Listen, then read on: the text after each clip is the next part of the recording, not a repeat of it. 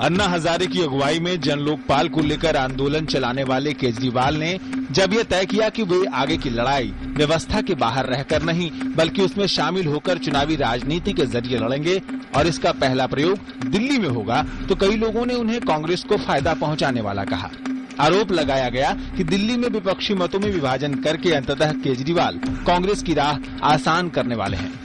लेकिन कांग्रेस और दिल्ली की मुख्यमंत्री शीला दीक्षित के खिलाफ घोटालों के आरोपों की झड़ी लगाकर केजरीवाल ने ये साबित करने की कोशिश की कि कांग्रेस के साथ उनकी साठगांठ के आरोपों में सच्चाई कम और कयासबाजी ज्यादा है। दिल्ली में 1998 में शीला दीक्षित ने कांग्रेस की तरफ से कमान संभाली थी और इसके बाद 2003 और 2008 में उन्होंने अपना प्रदर्शन दोहराते हुए जीत की तीकड़ी लगाई थी। लेकिन 2013 में चुनावी समीकरण अलहदा हो गए। भाजपा दिल्ली में सत्ता विरोधी लहर पर सवार होना चाहती थी और शायद शको-शुबह दूर करने के लिए विजय गोयल की बजाय साफ छवि वाले डॉक्टर हर्षवर्धन पर दांव भी खेला गया। लेकिन आम आदमी पार्टी एक ऐसे दल के रूप में सामने आई है जिसने भ्रष्टाचार, महिला सुरक्षा और महंगाई जैसे मुद्दों के कार्ड भाजपा के हाथ से खींच लिए। जाहिर है भाजपा को अब सत्ता विरोधी लहर का केक आपके साथ बांटना पड़ रहा है।